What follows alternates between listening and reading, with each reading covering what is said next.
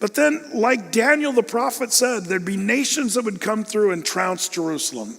You see, all of Bible prophecy, Jerusalem's the epicenter, both in chronology, but in also geography.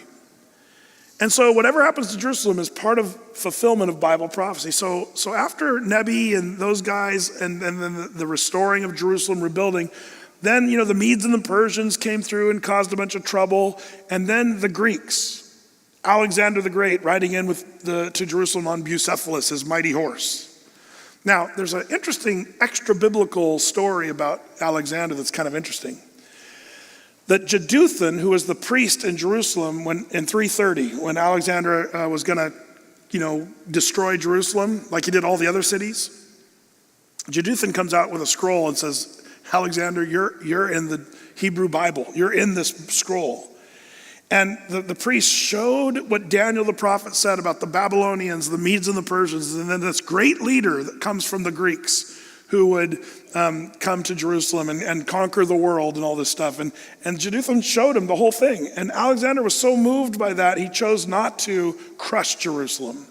He actually spared Jerusalem. They were still sort of subservient to Alexander, of course, but he didn't destroy Jerusalem. That was why he didn't do that. Interesting story, by the way. Well, those of you that know your history or didn't go to public school, you know after Alexander died at a fairly young age, right, there were 4 generals that he had: Cassander, Lysimachus, Ptolemy, and Seleucus, right? Those 4 generals, and they divvied up Alexander's kingdom to those 4 generals. The Ptolemies and the Seleucids, that group of 2 of the 4, they went to war, and it was a brutal conflict for many years. The problem was Israel was between them. The Ptolemies and the Seleucids, back and forth. Israel was just a big bloody speed bump that was in the way of the Ptolemies and the Seleucids, pounding it out. And poor Jews, they were in the middle of it all. Well, eventually, the leader from the north, a guy by the name, and this is around 163 BC, a guy by the name of Antiochus Epiphanes comes into Jerusalem after going back and forth with the Ptolemies and Seleucids.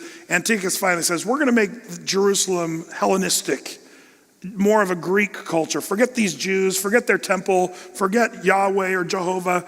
And this guy, Antiochus Epiphanes, goes into the Jewish temple and sets up a statue of Zeus. Very Greek, very Hellenistic. And he also took the priest, the high priest in Jerusalem, out on the steps of the temple and forced him to drink pig's blood. And he smeared pig's blood all over the Jewish temple, which those of you guys know that's not a very kosher thing right there. But they did that to this poor priest. And then they killed the priest right there on the steps and said, you Jews, you're done. You're all Greeks now, worship Zeus. And it was a horribly bloody thing. The Jews actually had a name for Antiochus Epiphanes that was sort of a play on words. Antiochus Epiphanes, it means God manifested. That's what Antiochus thought of himself. He thought of himself as God incarnate in place of Christ. Interesting for you Bible prophecy people. This guy was sort of in place of Christ, antichrist kind of character. Antiochus Epiphanes, God manifested. But the Jews, they didn't call him Antiochus Epiphanes, they called him Antiochus Epimanes, which was a play on words, but it means Antiochus the madman. Why did they? That's not very nice, Brett, to call Antiochus a madman. Well, listen to this. This comes from the book of 2nd Maccabees, which is not the Bible, not inspired, but it is an interesting book of history. In 2 Maccabees 5, it says this: when these happenings were reported to the king, he, Antiochus, thought that Judea was in revolt. So raging like a wild animal, he set out from Egypt and took Jerusalem by storm. He ordered his soldiers to cut down without mercy those that they met, to slay those who took refuge in their houses. There was a massacre of young and old, a killing of women and children, slaughtering virgins and infants. In the space of 3 days, 80,000 Jews were killed. 40,000 after that, meeting a violent death. So we're talking like, 120,000 Jews slaughtered in a short amount of time. And that same number also was sold into slavery. So 120,000 killed brutally in the streets of Jerusalem. 120,000 Antiochus took off and sold as slaves.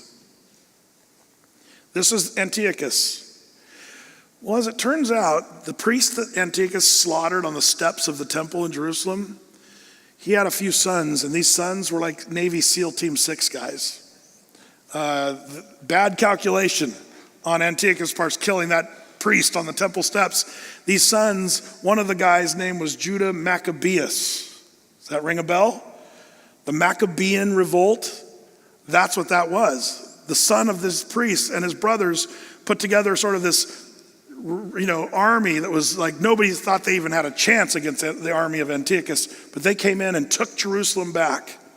And eventually Antiochus was killed, and the Jews restored Jerusalem. They went in and cleaned out the temple, sanctified the temple, and it's a great story that we don't have time to go in, where they relit the lights in the temple and the little candlesticks and what have you.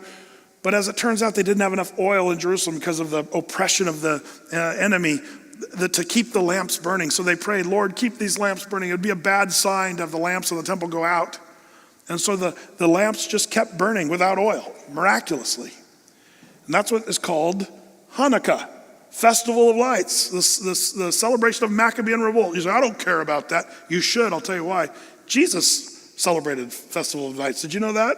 Gospel of John tells us he went up to the Temple Mount to celebrate with the Jews the Festival of Lights, the Maccabean Revolt.